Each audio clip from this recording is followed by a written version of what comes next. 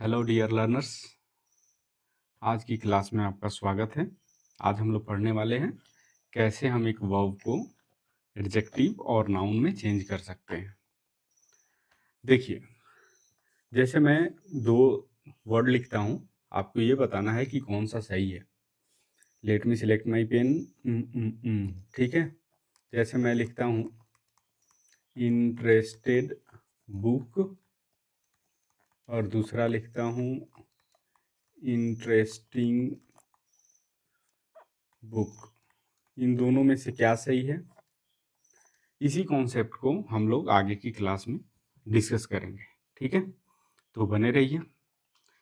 चलिए जल्दी से हम लोग शुरू करते हैं क्लास को।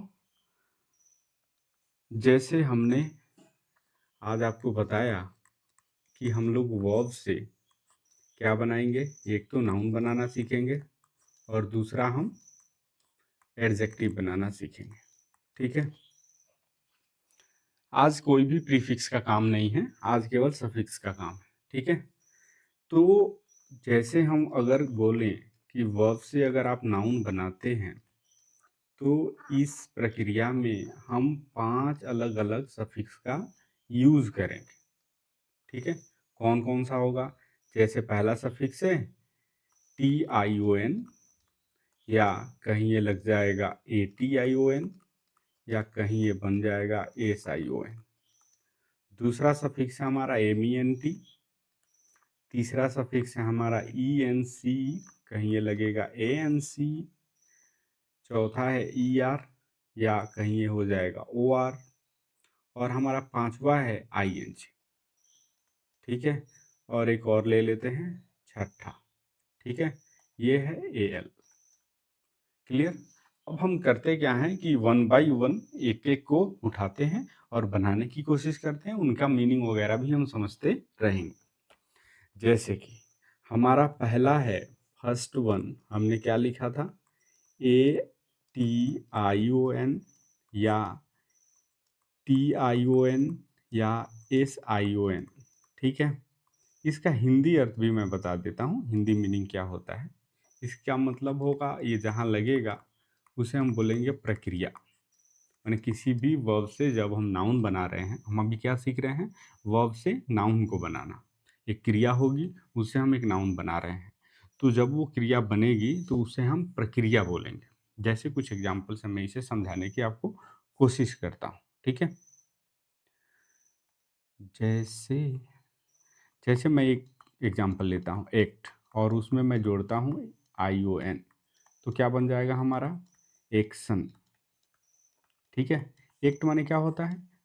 कोई क्रिया करना, और एक्शन माने क्या होता है? प्रक्रिया या क्रिया, माने वो काम आपने किया। आगे बढ़ते हैं। जैसे क्रिएट माने क्या होता है? सृजन करना, सृजन करना। और उसमें अगर आप ION जोड़ दें तो हमारा बनेगा वर्ड क्रिएशन। इसका मतलब होता है सृजन।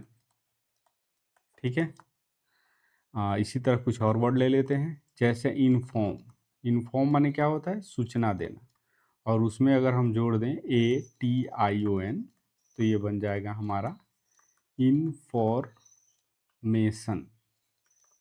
यानी कि सूचना। फिर आगे बढ़ते हैं और एक और ले लेते हैं। जैसे डिसाइड, डिसाइड। ठीक है, और उसमें अब जोड़ना है SION। इसमें डी को हटा के, डी को रिमूव करके हम SION जोड़ना है, तो बनेगा हमारा DECISION। डिसाइड माने निर्णय लेना, और डिसीजन माने होता है निर्णय। तो अभी हमने क्या देखा कि ये जो इधर ड्राइव्ड वर्ड है, अच्छा इनको हम क्या बोलेंगे? अभी हम क्या पढ़ रहे हैं? Derivation, derivation. ठीक है, डेरिवेशन। ठीक है, अच्छा ड्राइव, ड्राइव माने क्या होता है? किसी चीज़ को निकालना किसी चीज़ से। ठीक है, जैसे दूध से मक्खन को निकालना, तो हम उसको बोलते हैं कि हमने इसे ड्राइव किया है। तो ड्राइव करना, और ड्राइव में अगर हम TION जोड़ दें तो क्या हो जाएगा? Derivation, ATION। तो क्या बन जाएगा? डेरिवेशन। तो अभी हम लोग सीख रहे हैं डेरिवेशन। अच्छा, डेरिवेशन में जो डेरिवेशन के बाद जो वर्ड हमें बनेंगे इनको हम बोलेंगे डेराइव्ड वर्ड। Derived word. अच्छा, इन वर्ड को हम क्या बोलेंगे? बेस वर्ड या रूट वर्ड। ठीक है। अभी जो हमारे बेस या रूट वर्ड क्या हैं? ये हैं हमारे वर्ब। और जो हमारे डिराइव्ड वर्ड बने हैं वो क्या बने हैं? नाउन। इतनी सी बात है। आगे बढ़ें। चलिए, अगला है हमारा MENT। MENT, इसका क्या मतलब होता है? इसका भी मतलब सेम ही होता है। जैसे मैं इसको अगर बताना चाहूँ, इसका मतलब होता है प्रोसेस या रिजल्ट या स्टेट। यानी कि कोई किसी काम की अवस्था के बारे में हम बात कर रहे होते हैं, या आप परिणाम की बात कर रहे होते हैं, या आप प्रक्रिया की बात कर रहे होते हैं। प्रक्रिया की बात कर रहे होते हैं। ठीक है। तो कुछ एग्जाम्पल से इसे भी समझने की कोशिश करते हैं। ठीक है। जैसे मैं, मान लीजिए मैं एग्जाम्पल लेता हूँ डेवलप। डेवलप माने क्या होता है? विकास करना। और उसमें हमने जोड़ दिया MENT। क्या बन जाएगा? डेवलपमेंट। ठीक है। डेवलप माने क्या होता है? विकास करना। और डेवलपमेंट क्या होता है? विकास। ठीक है। इस काम की एक अवस्था की बात करी जा रही है, या ये काम होगा तो रिजल्ट क्या मिलेगा? विकास। डेवलपमेंट होगा।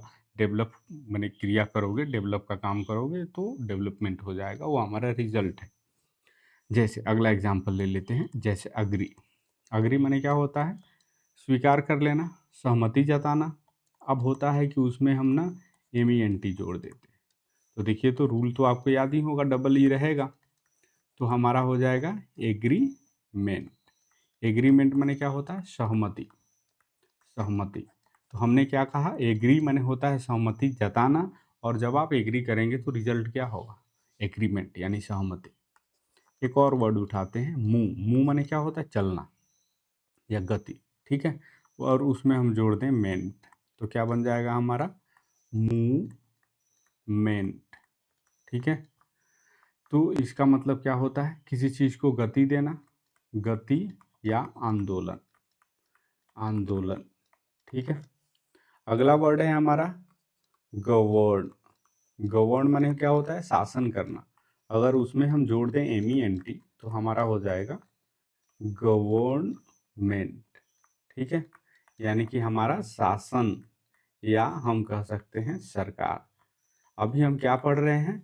ये डिराइव्ड वर्ड क्या है? हमारे नाउन है। और किनसे हम बना रहे हैं? हमारा बेस वर्ड क्या है? हमारा बेस वर्ड है वर्ब। है ना? ये प्रक्रिया हम सीख रहे हैं अभी। अगला जो है हमारा, वो है 3 नंबर, वो है ENC। अच्छा, कई बार ये क्लास आपको ना थोड़ी सी बोरिंग लगती होगी, है ना? क्योंकि भैया जो है ना, इसमें कोई इंटरेस्टिंग चीज़ बता नहीं रहे होते हैं। लेकिन हाँ, आज की क्लास थोड़ी इंटरेस्टिंग ज़रूर होगी, क्योंकि लास्ट में एक थोड़ी सी कॉन्सेप्ट की चर्चा करनी है हमें। तो थोड़ी सी क्लास हमारी इंटरेस्टिंग हो जाएगी। लेकिन मैंने पहले भी बता रखा है, जैसे कुछ लर्नर्स को ये इशू हो रहा था कि भैया क्लास थोड़ा सा मुझे समझ में नहीं आ रहा है एकदम। हमें लगता है कि ऐसी बात हो सकती है इसके साथ, इसीलिए तो मैंने शनिवार को क्लास नहीं लिया था, और मैंने ये बताया था कि ये क्लास जो है ना थोड़ी सी रेगुलरिटी में देखना है।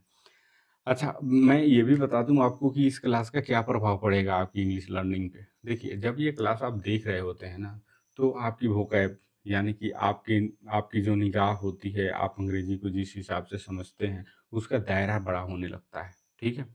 आप ये बात भी समझने लगते हैं कि हाँ, वर्ब से एडजेक्टिव भी बन सकता है, वर्ब से नाउन भी बन सकता है, नाउन से एडजेक्टिव भी बन सकता है, नाउन से वर्ब भी बन सकता है। और उन सभी शब्दों से आप परिचित होते हैं, तो अंग्रेजी को देखने समझने का दायरा बड़ा होने लगता है आपका। और यही काम है तो अंग्रेजी सीखना। इसके अलावा आप इस केमिस्ट्री को भी सीख रहे हैं कि कैसे हम शब्दों को बना रहे हैं, क्या जोड़ रहे हैं। ठीक है। एक दो बार अपने नोट्स को रिवीजन करेंगे तो धीरे धीरे चीज़ें आपके अंदर आनी शुरू हो जाएगी। और ख़ास करके मैं एक बात और बोल दूं कि मैं ये कोशिश करूंगा आपको कि वो जो PDF है जिसमें 200 वर्ड हैं, उसको हम लोग अगले कॉन्फ्रेंस में जब हमारी ग्रुप डिस्कशन होगी तो हम उसको कोशिश करेंगे कि उसको हम थोड़ी सी उसको रिवीजन करा पाएँ। बाकी लगे रहिए, आप लोग बहुत अच्छा सीख रहे हैं, बहुत मज़ा आ रहा है मुझे भी पढ़ाने में। ठीक है? कुछ लर्नर्स तो इतने बेहतरीन हैं कि मैं क्या बताऊँ। अगर जिस ढंग से उन्हें एक अच्छा एजुकेटर मिल रहा है, अगर मेरे समय में ऐसा कोई मिला होता तो शायद मेरी इंग्लिश भी शायद समय मतलब मैंने तो बहुत स्ट्रगल करके सीखा। बहुत मेहनत लगी मुझे ये चीज़ सीखने में, कई साल लग गए, तब जाके मेरी सफलता सुनिश्चित हुई। आपको तो इतना जल्दी, इतना शानदार तरीके से मिल रहा है, that is a very promising thing. मतलब चलिए, अब हम क्या सीखते हैं कि तीसरे नंबर में हम सीख रहे हैं कि ईएनसी या एएनसी को ऐड करना है। इसका क्या मतलब होता है? छोटा-सा मतलब निकालते हैं। जैसे इसका भी वही मतलब होता है, स्टेट माने अवस्था या quality of being, quality of being माने किसी चीज़ के होने का गुण। तो हम ये कह सकते हैं या तो ये गुण के बारे में बात कर रहा होगा या किसी चीज़ के घटने की अवस्था के बारे में बात कर रहा होगा। जैसे आपको पता है पानी 3 अवस्थाओं में भी पाया जा सकता है, सॉलिड, लिक्विड और गैस। ये उनकी अवस्था है। ठीक उसी तरह काम की अवस्था होती है। जैसे मान लीजिए डेवलप वर्ब है, जब ये काम खत्म होगा तो क्या बन जाएगा? डेवलपमेंट। ठीक है? डेवलपमेंट। तो ये हमारा परिणाम है। तो उसी अवस्था की बात ये भी कर रहा है। चलिए कुछ एग्जांपल से इसे समझने की कोशिश करते हैं। ज़्यादा लोड नहीं लेना है, लोड लीजिएगा फिर आपका ट्रांसफार्मर उड़ जाएगा, क्योंकि गर्मी का मौसम है। जैसे एग्जांपल लेते हैं, परफॉर्म। परफॉर्म में हमें जोड़ना है ANCE, तो क्या बन जाएगा हमारा? परफॉर्मेंस। अब ये परफॉर्म का मतलब क्या होता है? परफॉर्म का मतलब होता है ना प्रदर्शन करना, ठीक है? और परफॉर्मेंस का मतलब होता है प्रदर्शन, ठीक है? चलिए आगे देखते हैं। जैसे असिस्ट, असिस्ट का मतलब होता है सहायता करना, और उसमें हमें जोड़ना है एएनसी, तो क्या बन जाएगा? असिस्टेंस। असिस्टेंस, असिस्टेंस का मतलब क्या होता है? सहायता, सहायता या मदद। एक और एग्जांपल ले लेते हैं, जैसे अपीयर। अपीयर माने क्या होता है? प्रकट होना, ठीक है? या उपस्थित होना। तो अब उसमें एएनसी जोड़ देते हैं, तो क्या बना हमारा? अपीयरेंस। अपीयरेंस, अपीयरेंस माने क्या होता है? उपस्थिति, उपस्थिति, उपस्थिति, ठीक है? एक और वर्ड ले लेते हैं ताकि थोड़ा सा और चीज़ें क्लियर हो जाएं। जैसे लेते हैं आपका डिफर। डिफर माने क्या होता है? अंतर करना, और उसमें हमें जोड़ना है ईएनसी, तो क्या बन जाएगा हमारा? डिफरेंस। डिफरेंस माने क्या हो जाता है? अंतर, ठीक है? तो ये रहे हमारे अब ये जो हमारे ड्राइव्ड वर्ड हैं, ये हैं हमारे नाउन, और जिस बेस वर्ड से हम इसे ड्राइव कर रहे हैं उसे हम कहेंगे वर्ब, यानी कि हम वर्ब से नाउन को बनाने की कला सीख रहे हैं। अभी एक और ले लेते हैं, हमारा चौथा नंबर। ये हमारा फोर्थ नंबर है, चूंकि 6 पढ़ना है तो अभी हमारा 4 है। इसमें होता है ER या OR। इसका हिंदी मतलब क्या होता है? इसका मतलब होता है परफॉर्मर, परफॉर्मर। अब परफॉर्मर क्या है? परफॉर्मर का मतलब होता है कि जो व्यक्ति कोई काम करता है, या हिंदी में हम बोल सकते हैं कर्ता, या काम करने वाला, करने वाला। वर्ब को कोई ना कोई कर ही रहा होगा, तो जो वर्ब को कर रहा है उसे हम परफॉर्मर बोल सकते हैं, या हम बोल सकते हैं उस काम को करने वाला। कुछ एग्जाम्पल से समझते हैं इसको। जैसे मान लीजिए मैं आपको टीच कर रहा हूँ, ठीक है? और उसमें आपने ईयर जोड़ा, तो क्या बना? टीचर। टीचर का मतलब ये जो टीच वाला काम है ना, जो टीच वाला काम है उसको करने वाला है, करता है। दूसरा एग्जाम्पल लिखते हैं, जैसे राइट। राइट एक वर्ब है, राइट मतलब लिखना होता है, और हमने उसमें ईयर जोड़ दिया, ठीक है? तो क्या बन गया? राइटर। हमने एक ई को हटाया, आपको पता है साइलेंट है। तो राइटर, राइटर माने क्या होगा? ये जो काम कर रहा है, माने राइट करने का जो काम कर रहा है वो राइटर है हमारा। आगे जैसे एक्ट, अब उसमें हमने जोड़ दिया OR, क्या बना? एक्टर, ठीक है? एक्ट करने वाला। एक और ले लेते हैं, रन, और उसमें जोड़ते हैं ER, तो क्या बन जाएगा? रनर। माने वो कौन है? रन करने वाला। रन माने दौड़ना, और रनर माने दौड़ने वाला यानी धावक, ठीक है? तो हमें लगता है ये बात भी आपको समझ में आ गई। अब चलिए हम लोग फिफ्थ देखते हैं। फिफ्थ, पांचवा, पांच का वा, पांचवा, ठीक है? इसमें हमें जोड़ना है एल। अब एल क्या होता है, थोड़ा सा इसको समझेंगे, इसकी मीनिंग को। ये होता है द एक्ट, या हम ऐसे कह सकते हैं प्रोसेस, प्रोसेस ऑफ बीइंग, मैंने प्रोसेस ऑफ समथिंग। मैंने हम हिंदी में ये बोलें कि ये भी इसका मतलब होता है प्रक्रिया। जैसे कुछ एग्जाम्पल देखते हैं, इससे हमें समझ में आएगा कि ये क्या है। जैसे मैंने कहा रिमूव, रिमूव माने क्या होता है, हटाना, और उसमें हम जोड़ दें एल तो क्या हो जाएगा, रिमूवल, रिमूवल। ठीक है, इसका मतलब ही होता है हटाना। मतलब ये हमारा जो है ना रिमूव, जब आप क्रिया करोगे तो उस क्रिया को हम क्या बोलते हैं, रिमूवल बोलते हैं, कि आपने हटा दिया। एक और एग्जाम्पल लेते हैं, अराइव, और उसमें जोड़ते हैं एल तो क्या बनेगा, अराइवल, अराइवल। ठीक है, अराइव माने क्या होता है, कहीं जाना, ठीक है, या कहीं पहुंचना। और अराइवल का मतलब क्या होता है, आगमन, आगमन। ठीक है, अगला एग्जाम्पल ले लेते हैं, जैसे अप्रूव, अप्रूव माने होता है स्वीकृति देना किसी चीज़ का, और उसमें हमने एल लगा दिया तो हो गया अप्रूवल, यानी स्वीकृति। ठीक है, अप्रूवल। और एक एग्जाम्पल लेते हैं, डिनाई, डिनाई माने क्या होता है, मना करना, और उसमें हम जोड़ देते हैं एल तो ये हो गया हमारा डिनायल, डिनायल। ठीक है, इसका मतलब हो गया कि आपने उस चीज़ को अस्वीकृत कर दिया, वाई को आई में चेंज किया है, जो कि रूल में पहले पढ़ा चुका हूँ। ठीक है, तो ये रहा हमारा नाउन, और ये रहे हमारे वर्ब। जो हमारे बेस वर्ड हैं वो वर्ब हैं, जो बने हैं वो हमारे नाउन हैं। फिर आगे बढ़ते हैं, और एक और चीज़ हमें पढ़नी है, आईएनजी, आईएनजी वाला 6 नंबर, आईएनजी, आईएनजी, आईएनजी। इसका भी मतलब होता है एक्ट, एक्ट माने प्रक्रिया या क्रिया, प्रक्रिया या क्रिया। अब कुछ एग्जाम्पल से इसको समझते हैं। जैसे मैं लिखता हूँ टीच, ठीक है, और उसमें हमें जोड़ना है आईएनजी, तो टीचिंग यानी कि पढ़ाना, एक क्रिया है, टीच माने पढ़ो, और टीचिंग, टीचिंग क्या है, मैं क्या कर रहा हूँ, टीचिंग कर रहा हूँ। Teaching is a noble profession बोल सकते हैं। तो यहाँ टीचिंग जो है ना एक नाउन की तरह यूज हो रहा है। ठीक है, तो जैसे एक और एग्जांपल लेते हैं, आईएनजी, तो ये क्या बन जाएगा, रनिंग। ठीक है, अब रनिंग क्या होता है, रनिंग जी गुड फॉर हेल्थ ऐसा बोलते हैं। तो यहाँ जो रनिंग यूज हो रहा है एज ए सब्जेक्ट यूज हो रहा है, और सब्जेक्ट जो होता है ना, नाउन वगैरह चीज़ें होती है, इसके बारे में भी हम अगले क्लास में बहुत अच्छे से डिस्कस करेंगे। तो ये रही हमारी नाउन बनाने की प्रक्रिया ख़त्म।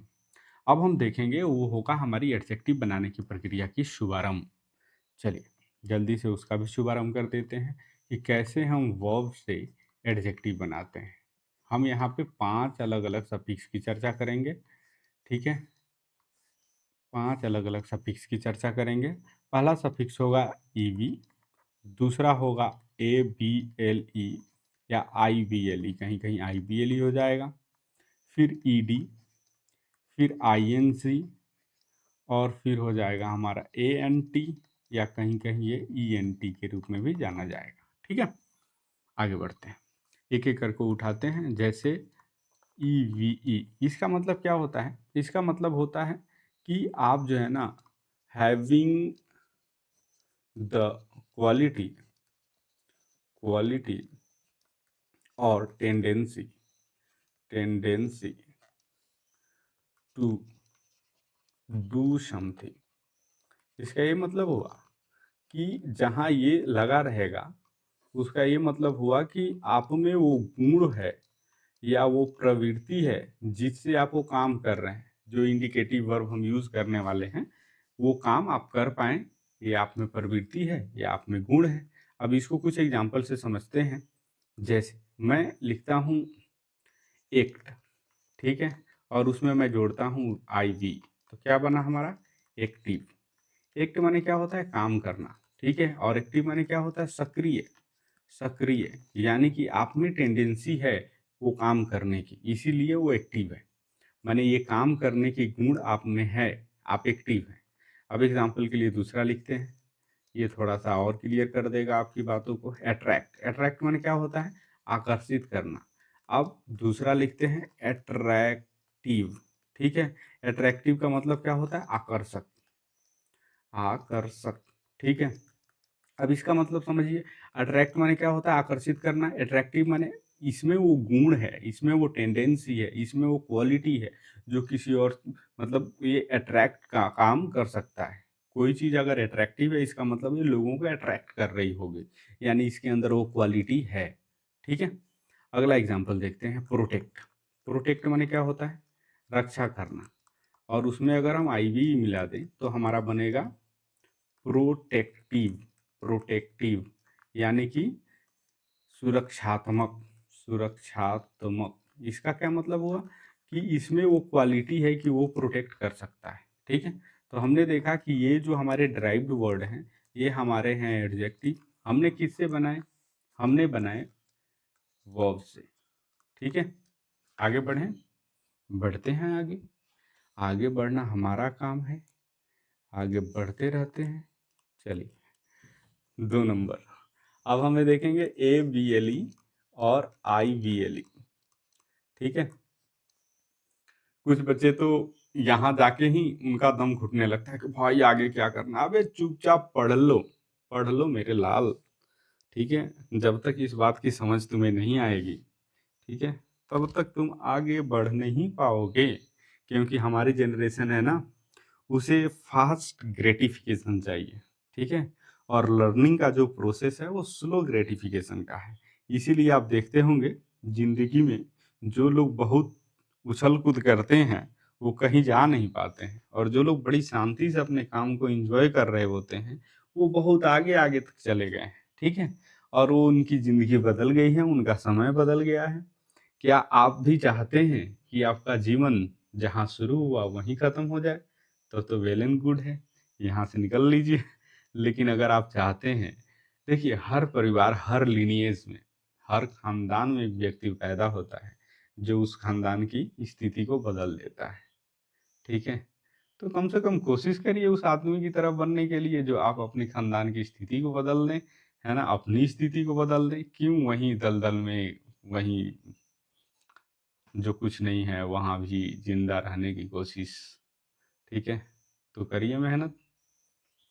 कुछ चीज़ें बोरिंग होती हैं, शिक्षा अक्सर बोरिंग होता है, तो हमें उसमें भी इंटरेस्ट खोजना है। हालांकि हम क्लास में क्लास को बड़ा सरल बना देते हैं, और इसके अलावा आपको होमवर्क ऐसा देते हैं कि आपका इंटरेस्ट बना रहे, और धीरे धीरे हम ज़्यादा लंबी चौड़ी टॉपिक पढ़ाने की कोशिश नहीं करते हैं, तो बहुत मज़ा आता है। अगर आप कंटिन्यू करेंगे, बहुत मज़ा आने वाला है। ठीक है? चलिए, इसका मतलब क्या होता है? इसका मतलब होता है सिंपल, जैसे कि आप जानते हैं एबल माने क्या होता है? योग्य। यानी कि आपके पास कैपेबिलिटी है, capability to do something, do something. माने आपके अंदर वो कैपेबिलिटी है डू समथिंग। ये समथिंग जो है ना, वही वर्ब की बात करी जा रही है कि आपके अंदर वो कैपेबिलिटी है। ठीक है? या हम दूसरे शब्दों में ये लिख सकते हैं, कैपेबिलिटी ऑफ बीइंग डन। माने किसी चीज़ में वो कैपेबिलिटी है कि जिस वर्ब को इंडिकेट किया जा रहा है उस वर्ब को करने में उसकी क्षमता है। तो हम ये कह सकते हैं किए जाने योग्य, किए जाने योग्य, किए जाने योग्य। ठीक है? अब कुछ एग्जाम्पल से इस बात को समझते हैं। इतना से समझ में आएगा नहीं, तो एक एग्जाम्पल लेते हैं। जैसे मैं कहता हूँ एक्सेप्ट, और उसमें हमें जोड़ देना है ABLE, तो क्या बन जाएगा? एक्सेप्टेबल। एक्सेप्टेबल। अब एक्सेप्टेबल क्या है? जैसे एक्सेप्ट माने क्या होता है? स्वीकार करना। और एक्सेप्टेबल माने क्या होता है? स्वीकार्य। कोई चीज़ हमारे लिए स्वीकार्य है, यानी इसमें वो क्षमता है कि हम उसे स्वीकार कर सकते हैं, वो काम कर सकते हैं। ठीक है? मैंने एक्सेप्ट वाला काम यहाँ हो सकता है। ठीक है? मैंने जैसे मान लीजिए मैं कहूँ कि दिस पेन इज एक्सेप्टेबल, इसका मतलब है कि ये पेन को मैं एक्सेप्ट कर सकता हूँ, यानी कि इस काम को करने की क्षमता आ चुकी है। अब जैसे दूसरा एग्जाम्पल देते हैं, ब्रेक, और उसमें लिखते हैं ABLE, यानी ये बन गया हमारा ब्रेकेबल। अब ब्रेकेबल का मतलब क्या है? कि जो चीज़ टूटने योग्य हो, टूटने योग्य हो, जो टूट जाए, यानी कि एक्शन परफॉर्म हो रहा है, तो ब्रेक माने टूटना होता है या तोड़ना होता है, ब्रेकेबल माने टूटने योग्य है। आगे बढ़ते हैं, एक और चीज़ ले लेते हैं, जैसे बिलीव। उससे बढ़िया है एक्सेस वाला ले लेते हैं। ये भी एग्जांपल आपके सामने रहेगा, IBLE, ठीक है? इसका मतलब क्या है? एक्सेसिबल, एक्सेसिबल, ठीक है? माने एक्सेस माने होता है कहीं पहुँचना या किसी चीज़ के जद में आना या किसी चीज़ को हासिल कर लेना, तो एक्सेस होता है। जैसे मुझे एक्सेस है इस रूम में जाने के लिए, मैं इस रूम में जा सकता हूँ। तो एक्सेसिबल क्या है? माने सुलभ, वहाँ जाया जा सकता है, उस चीज़ को लिया जा सकता है, ठीक है? तो हमने अभी क्या देखा, ये ड्राइव्ड वर्ड जो हैं, ये हमारे एडजेक्टिव हैं और जिनसे हमने बनाया, वो बेस वर्ड कहलाएँगे और ये बेस वर्ड हमारे क्या हैं? नाउन हैं, ठीक है? ध्यान से नहीं देखोगे ना, तो यहीं गड़बड़ होगा। ये है हमारे वर्ब, ये आपके लिए, मुझे तो पता है वर्ब है, ठीक है? आपके ध्यान को आकर्षित करने के लिए। कारण क्या है, कुछ बच्चे पढ़ते-पढ़ते सो जाते हैं, मोबाइल चलते रहता है, बच्चा पढ़ते रहता है और बच्चे का कुछ हो नहीं पाता है, ठीक है? चलिए आगे बढ़ते हैं। ईडी, ईडी जो है ना, ईडी का मतलब क्या है कि ये पास्ट की जो हमारी एक्सपीरियंस्ड फीलिंग है, मतलब आप ऐसे समझिए कि हमने किसी चीज़ को एक्सपीरियंस कर रखा है, एक्सपीरियंस फीलिंग। तो हम ये कह सकते हैं कि अनुभव की गई भावना, अनुभव की गई भावना, मतलब ये हमारी चीज़ें हमने खुद अनुभव करके इस चीज़ को देखा है, ठीक है?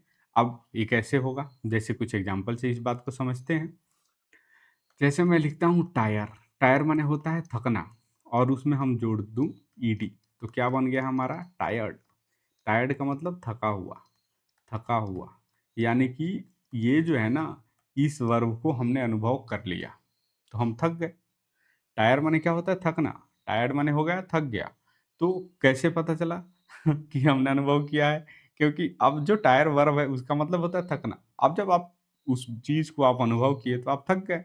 अब अगला देखते हैं, जैसे सरप्राइज़, सरप्राइज़, सरप्राइज़ माने होता है क्या? आश्चर्यचकित करना, ठीक है? अब कोई आश्चर्यचकित जो ये वर्ब है, उसको एक्सपीरियंस कर लिया तो सरप्राइज़्ड हो जाएगा, वो आश्चर्यचकित हो जाएगा। सरप्राइज़्ड माने आश्चर्यचकित हो जाना। एक और एग्ज़ाम्पल लेते हैं, ठीक है? जैसे एक्साइट, एक्साइट, ठीक है? एक्साइट माने उत्तेजित होना और हम जोड़ दें उसमें ईडी, एक्साइटेड, यानी कि जो इसे, अब ये क्या है? उत्साहित हो चुका है क्योंकि इसने अनुभव कर लिया, तो एक्साइटेड हो गया। एक्साइट से बना एक्साइटेड, जो हमारा क्या है? एडजेक्टिव है। तो ये जो हमारे ड्राइव्ड वर्ड हैं, ये हमारे एडजेक्टिव हैं और ये जो हमारे बेस वर्ड हैं, ये हैं हमारे वर्ब, जो कि आपको पहले से पता है। अब आगे बढ़ते हैं। चौथा है हमारा, तुम्हारा चौथा, हमारा नहीं, क्योंकि हमारा अभी चौथा नहीं होने वाला है, ठीक है? ठीक है? चलिए, तो आईएनजी का मतलब होता है कि ऐसे आप समझ सकते हैं, कॉज़ ऑफ फीलिंग, माने कोई चीज़ आप अनुभव कर रहे हैं, उसका ये कारण है, ठीक है? भावना का कारण, भावना का कारण, ठीक है? जैसे इसे एग्ज़ाम्पल से समझते हैं। जैसे मैं लिखूँ टायर, टायर माने क्या होता है? थकना और उसमें मैं जोड़ दूँ आईएनजी, तो ये क्या बन जाएगा? टायरिंग।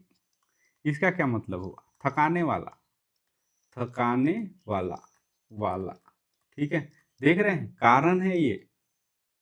जैसे पहले हमने देखा टायर्ड, टायर्ड माने क्या हुआ? ये भाई साहब थक गए और इनको कुछ थकाने वाला तो होगा ना। जैसे एग्जाम्पल के लिए मान लीजिए मोहन है, और मोहन भाई साहब ने दिन भर ईंट उठाई और छत पे ले जाके रखा, ठीक है? तो ये जो वर्क है ना, ये वर्क इनके माने अभी से ये थक गए, तो कारण क्या रहा? ये वर्क रहा, तो हम ये कह सकते हैं वर्क टायरिंग है, ठीक है? और ये थक गए, इस वर्क के कारण थक गए, तो ये हो गए टायर्ड, ठीक है? तो टायर्ड माने इन्होंने अनुभव किया तो ये थक गए, और जिस चीज़ ने इसे इन्हें थकाया वो है टायरिंग, यानी कि ये कॉज़ है, कॉज़। अब एक और एग्जांपल देते हैं ताकि इससे आपको समझ में आ जाए। जैसे सरप्राइज़, सरप्राइज़ माने आश्चर्यचकित होना और आईएनजी जोड़ दें, तो इसका मतलब क्या हुआ? सरप्राइजिंग, माने जो चीज़ आपको आश्चर्यचकित कर दे, आश्चर्यचकित करने वाली चीज़, ठीक है?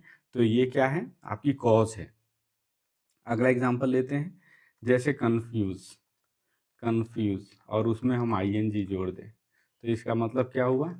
कन्फ्यूजिंग, माने जो चीज़ आपको कन्फ्यूज कर रही है, करने वाली चीज़ है ना? हालाँकि इसको हम लोग आगे डिटेल में भी समझेंगे, इन दोनों में क्या अंतर है, और उस पर एक छोटा-सा एक्सरसाइज भी करेंगे, बड़ा बढ़िया चीज़ है। ठीक है? तो ये हमारे क्या हो गए? एडजेक्टिव, और जिनसे हम बना रहे हैं वो हमारे हो गए वर्ब। अगला देखते हैं, और ये लास्ट हमारा सफिक्स होने वाला है। ठीक है? चलिए, 5 5 5 5 ओके। अब ये है ANT, देख रहे हैं, करने से होता है। मैंने पहले भी बोल रखा है, करने से होता है। अब मैं पढ़ा रहा हूँ तो धीरे धीरे मेरी हैंड राइटिंग भी ठीक हो रही है। ठीक है, तो करने से होता है। अब ANT या ENT का मतलब क्या होता है? तो हम ये कह सकते हैं कि having a particular particular quality, माने आप में विशेष क्वालिटी हो किसी तरह की, है ना? जैसे एग्जाम्पल से इसे समझते हैं, किसी विशेष गुण का होना, किसी विशेष गुण का होना, गुण का होना, का होना। आप लोग हमें बताएंगे कि मेरी हिंदी में क्या गलती है, ठीक है, कमेंट में। चलिए, हालांकि हिंदी का मैं ज़्यादा नॉलेज नहीं रखता, हिंदी मेरी अक्सर बहुत खराब ही रही है, लेकिन फिर भी मेरी गलती आप खोज के बताएं, मैंने कहाँ गलती लिखी। जैसे एग्जाम्पल, मैंने एक वर्ड लिया प्लीज़, प्लीज़ मैंने होता है खुश करना, और उसमें मैंने जोड़ा ANT, तो क्या बन गया हमारा? प्ली प्लीजेंट, माने प्लीज माने खुश करना, और प्लीजेंट माने जो चीज़ हमें खुश कर रही हो, यानी कि सुखद, सुखद। ठीक है, यानी उस चीज में ये गुण होगा कि वो प्लीज कर पाएगी किसी को। अब एग्जाम्पल दूसरा लेते हैं, एब्जॉर्ब। एब्जॉर्ब माने क्या होता है? किसी चीज को अवशोषित कर लेना। जैसे कपड़ा को पानी डालो, कपड़े ने पानी को एब्जॉर्ब कर लिया। ठीक है, अब उसमें ENT आप जोड़ेंगे तो क्या बनेगा? एब्जॉर्बेंट। इसका क्या मतलब हुआ? अवशोषक, अवशोषक, यानी कि जैसे मैं बोलूं कि क्लॉथ इज एब्जॉर्बेंट, मतलब कपड़े में वो क्वालिटी है कि वो एब्जॉर्ब कर ले। ठीक है, जैसे अगला एग्जाम्पल, डिपेंड। डिपेंड माने क्या होता है? निर्भर होना। और डिपेंडेंट का मतलब क्या होता है? कि उस पर निर्भर रहने वाला व्यक्ति, निर्भर, निर्भर। ठीक है, निर्भर। ठीक है, चलिए, ये हमारा है एडजेक्टिव, और ये सब हैं हमारे वर्ब। तो हमने ये कहानी ख़त्म कर दी यहाँ पे। लेकिन आपको ये बात समझ में नहीं आई, टायर्ड और टायरिंग वाला, टायर्ड और टायरिंग वाला, टायर्ड और टायरिंग वाला। तो अब इसको जो है ना, हम एक स्लाइड में अलग से इसको समझने की कोशिश करते हैं।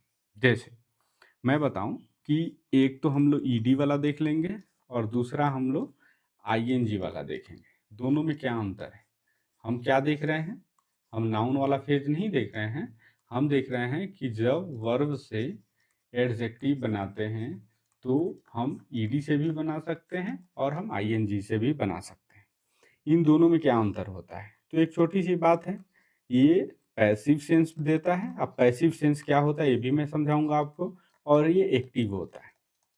अब जैसे एग्जाम्पल के लिए आप समझिए, जैसे मान लीजिए कि अम, मोहन का ही एग्जाम्पल लेते हैं। जैसे मोहन है, ठीक है, अब मोहन को एक किताब दी गई, और किताब में अच्छे अच्छे फार्मूला लिखे हैं, और इन्होंने 5 फार्मूला याद किया, और इनका CGL में हो गया। ठीक है, और ये हो गया सरप्राइज। यानी हम ये कह रहे हैं कि इस किताब ने इनको सरप्राइज किया। ठीक है, तो सरप्राइज जो वर्ब है, सरप्राइज, अगर हम इस वर्ब की बात करें तो ये क्रिया, यानी कि सरप्राइज करने वाला कौन है, माने डूअर कौन है? तो डूअर कौन है? किताब। ये जो बुक आपको दिख रही है, ये सरप्राइज करने वाली है, इसने मोहन को सरप्राइज कर दिया, तो डूअर है। ठीक है, अच्छा, एक्टिव में क्या होता है? एक्टिव का मतलब यही होता है डूअर, जो करने वाला है। ठीक है, डूअर। अच्छा, पैसिव का मतलब होता है कि ये किया नहीं है, इस पर प्रभाव पड़ गया है, प्रभाव पड़ गया है, पड़ गया है। ठीक है, चलिए, तो ये हो गया हमारा, सरप्राइज किया किताब ने किया, तो किताब को हम कह देते हैं भैया ये डूअर है। ठीक है, अच्छा, ये आदमी जो है ना, ये सरप्राइज हो चुका है, इसको किसी ने किया है, इस पर प्रभाव पड़ चुका है, तो हम ये कहेंगे भैया ये रिसीवर है ना, यानी कि प्रभाव पड़ा है इस पर, प्रभाव पड़ा है इस पर। चलिए अब दो सेंटेंस लिखते हैं, आपको फिल इन द ब्लैंक्स करना है। जैसे मैं लिखूं, Mohan is dash, the book is dash, तो आपके सामने दो एडजेक्टिव हैं, एक तो है सरप्राइजिंग और दूसरा है सरप्राइज्ड। सरप्राइज्ड जो आईएनजी वाला है, आईएनजी वाला है वो करने वाला है यानी कि डूअर है, और जो सरप्राइज यानी ईडी वाला है वो पैसिव है, यानी कि उस पर प्रभाव पड़ा है, यानी कि हम इसको रिसीवर बोल सकते हैं। ठीक है, चलिए मोहन पर प्रभाव पड़ा है कि ये प्रभाव डाल रहा है, ये पड़ा है, तो यानी कि हम पैसिव सेंस की बात करेंगे तो हम लिख देंगे मोहन इज सरप्राइज्ड। दूसरा द बुक इज, तो बुक इज सरप्राइजिंग। हमें लगता है ये छोटा सा अंतर आपको समझ में आ गया होगा। अगर ये आ गया है तो हमने जो क्लास की शुरुआत में दो सेंटेंस लिखे थे उसकी चर्चा कर लेते हैं। जैसे मैंने लिखा इंटरेस्टेड बुक, दूसरा हमने लिखा इंटरेस्टिंग बुक। अब छोटी सी बात समझिए, इंटरेस्टेड बुक का मतलब ये है कि ये बुक पर प्रभाव पड़ा है, तो क्या कोई भी चीज बुक को इंटरेस्ट मतलब दिला सकती है क्या? कोई और चीज बुक को इंटरेस्ट दिला सकती है क्या? फिर से समझिए, जैसे आपको कोई किताब इंटरेस्ट दिला सकती है, लेकिन बुक को कोई चीज इंटरेस्ट नहीं ना दिला सकती है जी, तो ये लिखना गलत है। ठीक है, सही कैसे है? क्योंकि किताब अब इंटरेस्ट दिला रही है, ये काम करना। जैसे मान लीजिए एग्जाम्पल समझिए, मैं थोड़ा सा ध्यान से इस बात को समझिएगा। हम लोग कर क्या रहे हैं, हम लोग वर्ब से एडजेक्टिव बनाए। ठीक है, तो जब हम वर्ब से एडजेक्टिव बनाएं लेकिन उसके अंदर कोई ना कोई काम तो होगा, चाहे वो एडजेक्टिव ही बना हो, इंडिकेट तो कर ही रहा होगा किसी न किसी काम का। तो इसके अंदर जो भी काम होगा, तो काम के दो एस्पेक्ट हो जाएंगे, एक तो करने वाला हो जाएगा और एक जिस पर प्रभाव पड़ता है, प्रभाव पड़ने वाला हो जाएगा, दो एस्पेक्ट हो जाएंगे। अब जैसे इंटरेस्ट एक वर्ब है, मतलब इंटरेस्ट माने क्या होता है, रुचि दिलाना, है ना। तो अब रुचि दिलाने वाली बात है, तो एक तो करने वाला होगा और एक उस पर प्रभाव पड़ रहा होगा। तो कह रहा है कि क्या बुक इंटरेस्ट करने वाला है, मतलब क्या बुक किसी को इंटरेस्ट करा सकता है? हाँ, करा सकता है, इसीलिए ये डूअर वाला फॉर्म हमने लिखा। अच्छा, बुक को कोई इंटरेस्ट दिला सकता है क्या? बुक सजीव चीज नहीं है, तो उसको कैसे इंटरेस्ट आएगा? जैसे मैं पढ़ा रहा हूँ, आपको इंटरेस्ट आ रहा है, तो आप अगर जीवित व्यक्ति हो तभी तो इंटरेस्ट आ रहा है। लेकिन अब सोचो, मैं पढ़ा रहा हूँ और मेरी कंप्यूटर को इंटरेस्ट आ रहा है, ऐसा हो सकता है क्या? नहीं हो सकता है, कंप्यूटर को इंटरेस्ट हो ही नहीं सकता है। ठीक है, तो वही छोटी सी बात है। अब हम क्या करते हैं, इस पर बेस्ड एक छोटा सा एक्सरसाइज ले लेते हैं। रोज रोज यही होता है मेरे साथ, ऐसा क्यों होता है? जबकि आज भी मैंने बहुत सारे स्लाइड्स ऐड करे हुए थे, मतलब क्या बोलूं, मैं ठीक है, कोई बात नहीं, होता है, होता है, होता है। ठीक है, चलिए इसको हटाते हैं फिलहाल के लिए, और कुछ कितना 3-4 स्लाइड्स डालते हैं, ताकि हम अपनी बात को आगे भी आपको समझा सकें। ठीक है जी, याद रखेंगे, बदलाव क्या होता है? बदलाव एक दिन में नहीं होता, लेकिन बदलता है ना तो सब बदल जाता है। फिर लोग बोलते हैं कि बदल गया, अरे बदलाव हुआ तो बदलेगा ही। ठीक है, उसके कपड़े बदल गए, उसके बातचीत बदल गया, उसकी दुनियादारी बदल गई, सब बदल गया उसका। कहाँ गया मेरा, हाँ हाँ, ठीक है। चलिए, तो एक छोटा सा एक्सरसाइज कर लेते हैं। ठीक है, एक्सरसाइज, एक्सरसाइज, अरे नहीं, इसको तो हम लोग होमवर्क के नाम से जानते हैं ना, क्या यार, होमवर्क। ठीक है, पहला होमवर्क है कि आपको fill in the blanks with, है ना, एप्रोप्रिएट या प्रॉपर हम लिख सकते हैं, इतना बड़ा क्यों लिखना। Proper adjective, ED versus ING, या तो आप ईडी का यूज कर लें या आईएनजी वाला यूज कर लें, ठीक है, और उसको यूज करके आपको भरना है। तो कुल 10 सेंटेंस लिखेंगे और ये होमवर्क आपको करके भेज देना है। कहाँ भेजना है मैं बताऊंगा आपको, ठीक है, एड्रेस दे दूंगा, उसके पास भेजना है। Of watching the same movie again. Clear. अब इसमें आप ना बोर वर्ब से आपको यहाँ पे एडजेक्टिव बना के भरना है। दूसरा, द मूवी वॉज डैश, आपको फिर यहाँ पे बोर वर्ब को यूज करके भरना है। Third one, the game was very excite verb को यूज करके भरना है। 4 नंबर, ही लुक्ड डैश, इसमें आपको वर्ब यूज करना है confuse. 5th number, the question was dash, ठीक है, यहाँ भी आपको कंफ्यूज यूज करना है। अरे कंफ्यूज यूज करना है, ठीक है।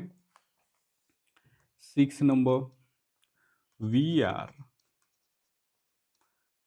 डैश इन म्यूजिक इंटरेस्ट, इस वर्ब को यूज करना है। नंबर 7, द गिफ्ट वॉज, यहाँ पे सरप्राइज यूज करना है, surprise. 8, they were dash by the gift, अब यहाँ पे ना आपको सरप्राइज यूज करना है। 2 और लिखते हैं। अरे क्या यार। 9, द स्टोरी वॉज डैश, तो अमेज वर्ब यूज करना है यहाँ पे आपको। सरप्राइज अमेज सेम ही होता है मतलब उनका। The test was frustrate use करना है, फ्रस्ट्रेट, ठीक है। उम्मीद है आप सही चुनाव करेंगे। ईडी वाला भरना है कि आईएनजी वाला। अगला एक्सरसाइज यानी कि दूसरा, आपको जो है ना बनाना है नाउन एंड एडजेक्टिव। नीचे लिखे गए हैं फ्रॉम द फॉलोइंग वर्ब्स, नीचे जो लिखे हैं वर्ब ना उनसे आपको बनाना है, ठीक है। मैं लिख देता हूँ एक वर्ब प्रोटेक्ट, इनसे आपको नाउन भी बनाना है एडजेक्टिव भी बनाना है। अट्रैक्ट, फिर लिखता हूँ इन्फॉर्म, फिर लिखता हूँ प्लीज, फिर लास्ट वन असिस्ट। ये 5 हैं, इनसे नाउन भी बनाना है और एडजेक्टिव भी बनाना है, ठीक है। आगे बढ़े। आगे हम लोग जैसा कि हमेशा से पढ़ते आए हैं, एक रूट उठाएंगे और उसे हम लोग पढ़ने की कोशिश करेंगे, ठीक है। आज का रूट बड़ा इंटरेस्टिंग है, जेक्ट। जेक्ट का मतलब होता है थ्रो या कास्ट, माने हिंदी में बोले तो फेंकना, ठीक है, या डालना, ठीक है। तो पहला हमारा जो वर्ड बनेगा इससे, ये है इनजेक्ट। अब इन का मतलब क्या होता है आपको पता है, अंदर, ठीक है, यानी कि अंदर डालना, अंदर डालना। अब एक एग्जाम्पल से समझते हैं। The doctor injected the medicine. अब मेडिसिन उसने इंजेक्ट करा, ये दवा को किसी के शरीर में डाला गया, अंदर डाला गया। ठीक है, तो हमने कहा डॉक्टर इंजेक्टेड द मेडिसिन। दूसरा वर्ड इजेक्ट। अब ये ई का मतलब क्या है? ई का मतलब है एक्स। एक्स का मतलब होता है बाहर, यानी कि बाहर की तरफ फेंकना। तो हम ये कह सकते हैं बाहर फेंकना या बाहर डालना। ठीक है, अब एग्जाम्पल से समझते हैं। द कैप्टन, एग्जाम्पल लेते हैं। कैप्टन, मान लीजिए किसी टीम का कैप्टन है, इजेक्टेड द प्लेयर। कैप्टन ने एक खिलाड़ी को बाहर का रास्ता दिखा दिया, मैंने इजेक्ट मैंने बाहर निकाल देना। ठीक है, तीसरा रीजेक्ट। जेक्ट मैंने आपको पता है फेंकना या डालना। री मैंने होता है बैक, है ना। रिटर्न, टर्न माने मुड़ना, री माने पीछे, रिटर्न वापस आ जाना, बैक यानी कि पीछे। ठीक है, चलिए अब इसका मतलब क्या है कि मान लीजिए कि मैं आपको एक बुक दे रहा हूं पढ़ने के लिए और आप उसे ना वापस फेंक दे रहे हैं। ठीक है, यानी कि आप उसे अस्वीकार कर रहे हैं, अस्वीकार करना, रिजेक्ट। री माने पीछे यानी वापस, पीछे या हम वापस, और जेक्ट माने फेंकना, किसी चीज को आप वापस फेंक देते हैं यानी कि आप रिजेक्ट करते हैं। चौथा हम देखते हैं प्रोजेक्ट। अब प्रो माने क्या होता है?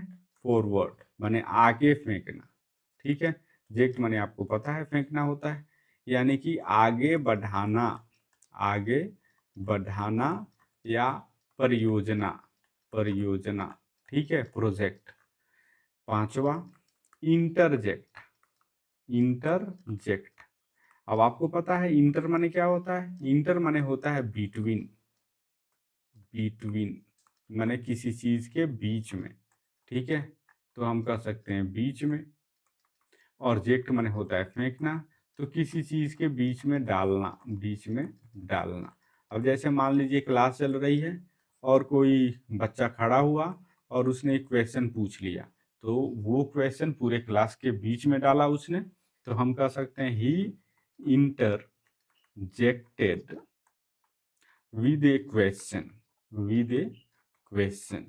ठीक है, चलिए आज की क्लास को हम लोग यहीं तक रखते हैं, फिर मिलेंगे आपसे वापस इसी उमंग और उत्साह के साथ। धीरे धीरे हमारी और आपकी दोनों की स्किल इंप्रूव होती जा रही है। बाहर बारिश मस्त हो रहा है, मुझे बारिश बहुत पसंद है।